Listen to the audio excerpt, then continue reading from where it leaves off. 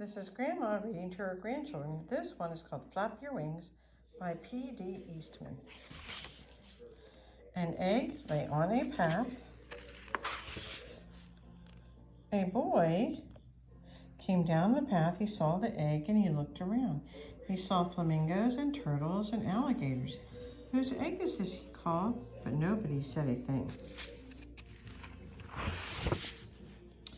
The boy looked up and he saw an empty nest in a tree.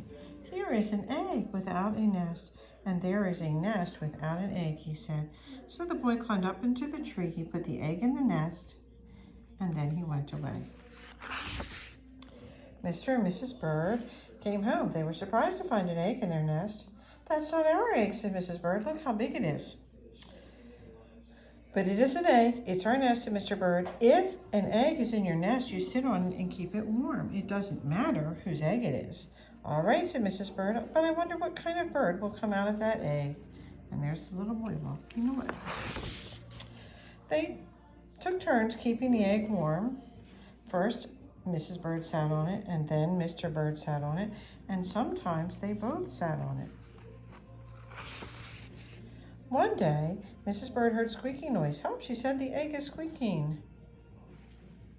Mr. Bird came back to the nest and he listened to the egg. The egg was not squeaking.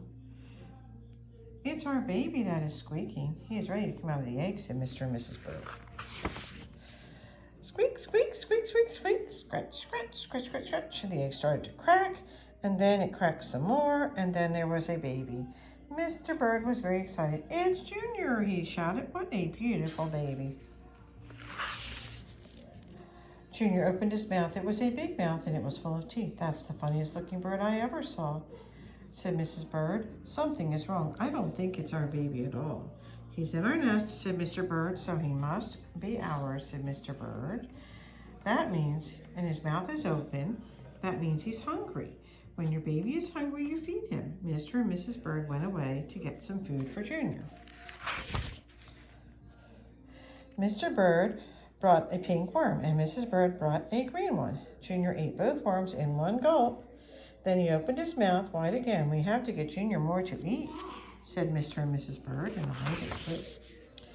Hour after hour, day after day, they brought Junior food. Mrs. Bird got berries and cherries, and Mr. Bird, she got butterflies and caterpillars. She got dragonflies and mosquitoes. She got ladybugs and tiger beetles. Mr. Bird got crickets and spiders. He got grasshoppers and snails. He got red ants, he got black ants, and he got centipedes too. What kind of bird eats so much, said Mrs. Bird. It doesn't matter, said Mr. Bird. He's still hungry, and so we have to feed him. Weeks went by. Junior never stopped eating, and he never stopped growing. He grew bigger and bigger and bigger.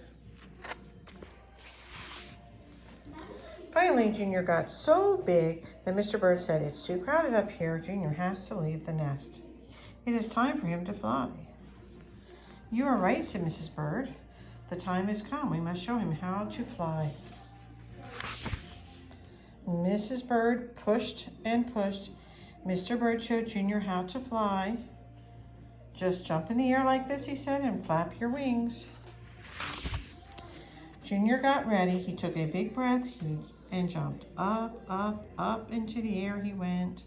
Flap your wings, yelled Mrs. Bird. Flap your wings, yelled Mr. Bird. Junior flapped and flapped, but it didn't do any good. He didn't have any wings. Down, down, down went Junior, down into the water. Splash. It was cool and wet in the water, and it was just right for Junior. Look at that. You know, said Mrs. Bird, I don't think Junior was a bird at all. It doesn't matter, said Mr. Bird. He's happy now, and just look at him swim. The end.